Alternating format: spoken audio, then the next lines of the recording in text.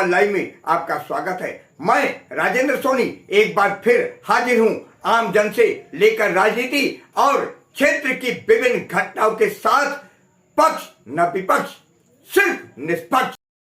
पंडित दीनदयाल उपाध्याय की पुण्यतिथि को संपन्न दिवस के रूप में मनाया गया। जिला अध्यक्ष चैनपाल चौधरी की अध्यक्षता तथा संजीव शर्मा के कुशल संचालन में आज लोनी के कार व बैंक्वेट हॉल में पंडित दीनदयाल उपाध्याय के चित्र पर पुष्पांजलि अर्पित कर श्रद्धांजलि देने के साथ आरंभ हुए कार्यक्रम में बतौर मुख्य अतिथि गाजियाबाद की महापौर सुनीता दयाल के अतिरिक्त जिला उपाध्यक्ष एवं भूमि विकास बैंक के चेयरमैन राम कुमार त्यागी, लोनी विधायक नंद किशोर गुर्जर, सभी पार्षद, सभी मंडल अध्यक्ष, भाजपा पदाधिकारी और कार्यकर्ताओं ने गरिमामय मौजूदगी दर्ज कराई।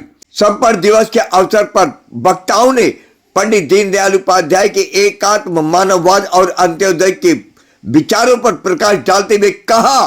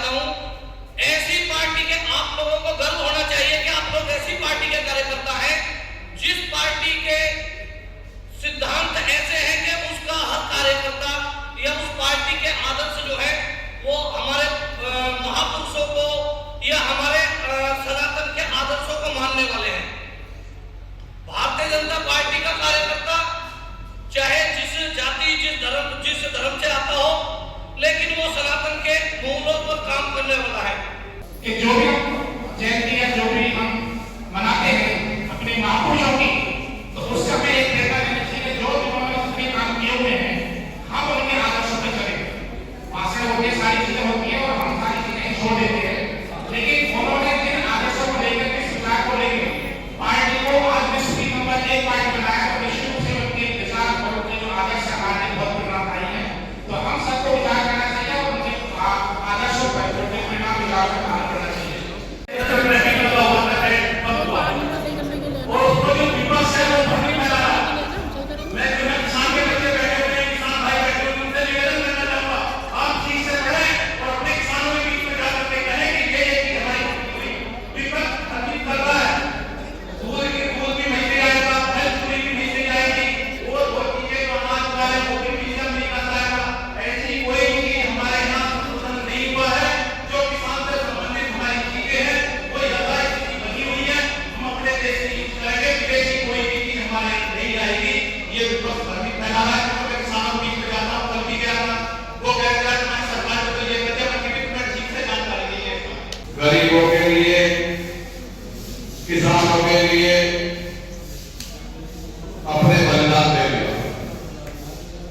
उन्होंने देश की सेवा, प्रशासनिक सेवा में नौकरी में न जाकर उन्होंने देश की सेवा के रास्ते को अपनाया और जो भी सरकार द्वारा जितनी भी योजनाएं चलाई जाती हैं सभी को आखिरी पंक्ति में खड़े हुआ गरीब, बहनें, किसान, मजदूर तक पहुंचे, उसके लिए कार्य किया।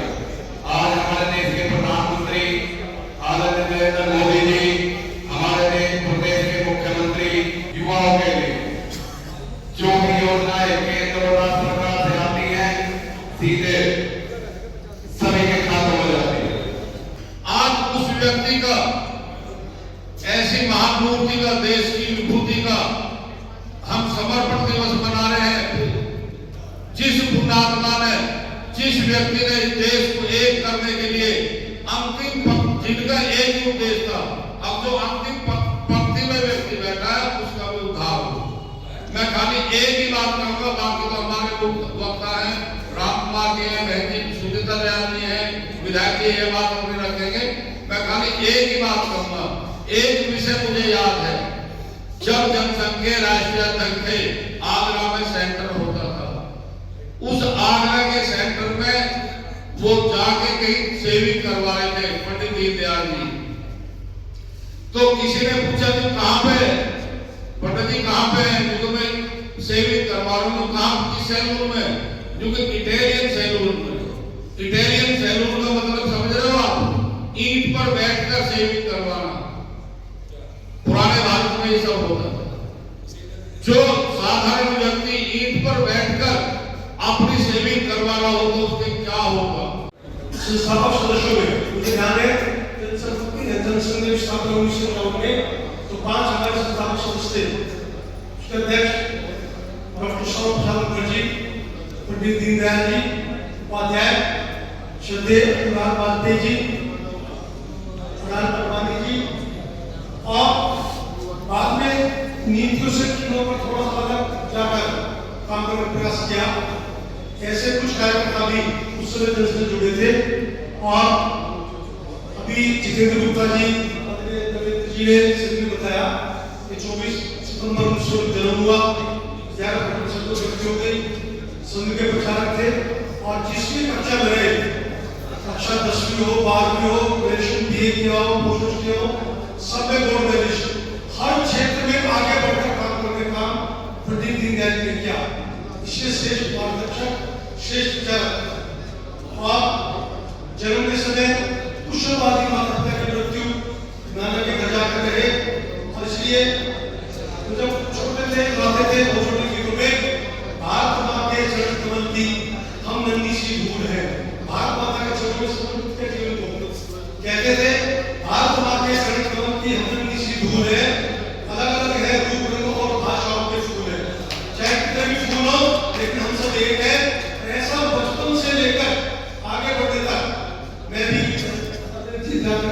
अपना शेविंग की सपना पूरा करने का काम देश के यशस्वी प्रधानमंत्री, दुनिया के सबसे लोकप्रिय नेता माननीय नरेंद्र मोदी जी ने किया है कि आज जो गांधी जी का सपना भी, पंडित जी का भी, डॉक्टर मुखर्जी साहब का भी, सबका सपना, उन्होंने अटल जी का भी, जब उन्होंने अधिवेशन में कहा था कि मेरा सपने का कमल खिलेगा, कांग्रेस ने 2 सांसद होने की मजाक उड़ाई थी, तो उस सबका सपना और गांधी जी का भी सपना कि कांग्रेस को समाप्त कर देना चाहिए, वो सपना पूरा करने का काम देश के यशस्वी प्रधानमंत्री और हमारे नेता माननीय मोदी जी ने किया है। इसलिए हम संकल्प लें कि ये जो अभियान चल रहा है, कांग्रेस ने, कम्युनिस्टों ने और जो अन्य दल थे, सपा जैसे दल, एक विधानसभा में कम से कम 50,000 लोग खाली बनवाने का काम किया था। ऐसा ही आपके माध्यम से जो वोटर मतदाता का जो अभियान चल रहा है, वोटर लिस्ट को सुदृढ़ करने का, आप सभी संकल्प ले गए हैं कि एक वोट हमारा सही बने, किसी का वोट छुपे ना, और जो वोट गलत बनवा लिए मूल्यवान बना करके उनका ऑब्जेक्शन करें। भगवान नहीं बनाया, लोग बकवास करने की काम में डाल दिया, गलत करके थे, काम पर हो गया, मैं छोड़ने में लिखने का अधिकार नहीं था, ये झूठ है, कम्युनिस्टों ने फैलाया, इसको जाके खंडन करो। लॉबी के अंदर हिंदुत्व चलेगा, या बराबर की आबादी है, बहुत बड़ी संख्या में या आतंकवादी पकड़े गए, पार्लियामेंट पर हमला करने वाले, इसलिए ये एक व्यक्ति जान ले, महर्षि वाल्मीकि कौन थे? उन्होंने वो रामायण लिखी, उनके काम में किसी ने डाला, किसी ने पढ़ने से रोका, कितने पहले वेद व्यास जी कौन है? वो कौन है? वो भी माना जाता है कि दलित के शूद्र थे, उनको किसी ने रोका क्या? 4 बजे लिख दिए। रविदास जी को किसी ने रोका? बाबा साहब अम्बेडकर ने बोलते हैं कि जाति हुई केवल मुगलों ने और अंग्रेजों ने, हिंदुओं के अंदर जातिवाद का बंटवारा किया, छुआछूत पैदा ही बात करो, कुछ लोगों को अपने ऊपर पकड़ के नुकसान करने का काम किया है। उन्होंने देखा, गरीबी देखी, उत्थान भी देखा, परिस्थिति भी देखी। एक पंडित जी एक चुनाव लड़े, लखीमपुर से उन्हें चुनाव लड़ाया गया और ब्राह्मण बहुल क्षेत्र, उनसे लोगों से कहा गया कि चुनाव जीतना है तो ब्राह्मण बहुल क्षेत्र है, आप लोगों को बुलाइए, अपनी बात करिए, मतलब जाति की बात करके उनको प्रेरित कीजिए तो हम चुनाव जीत सकते हैं। कि अगर जातिवाद चलाकर मुझे चुनाव जीतना हुआ तो मैं चुनाव हारना पसंद करूंगा, जीतना पसंद करूंगा। इसके पीछे उनका उद्देश्य क्या है? उनका उद्देश्य था कि सब समाज एक है, जाति की बात करकर लोगों को बांटूंगा नहीं, चुनाव जीतूंगा तो अपने आदर्शों के स्थान पर इस तरह से जीत हासिल करें। ये पंडित दीनदयाल जी का व्यक्तित्व था। उन्होंने एक विचार दिया, जिस समय ये सब बात चल रही थी, देश के अंदर पूंजीवाद और साम्यवाद देश किस दिशा में जाए, पूंजीवाद की तरफ जाए या साम्यवाद की तरफ जाए। पूरे विश्व के अंदर दो विचारधाराएं थी, एक तरफ पूंजीवाद हावी था, एक तरफ साम्यवाद हावी था। वो था पूंजीवाद अमेरिका से चलता था, उधर से देशों से चलता था, साम्यवाद रशिया की तरफ से दूसरी तरफ से चलता था, लेनिन का था, चीन से भी चलता था। तब उन्होंने कहा कि ना पूंजीवाद हमारा है ना साम्यवाद हमारा। हम समष्टि की बात करते हैं, जो विचारधारा हमारी नहीं, जो लोग हमारा नहीं, अपना के विचार करते हैं, आगे बढ़ते जैसे इनकी बाइट बंद करी वैसे ही उन्होंने अपनी जो एकात्मवाद की बात करी, उन्होंने कहा कि ना पूंजीवाद होना चाहिए, ना समाजवाद होना चाहिए, मानववाद होना चाहिए। अपने आसपास की खबरों के लिए देखना ना भूले सशक्त आवाज लाइव न्यूज चैनल। सब्सक्राइब कीजिए एक लाइक के साथ।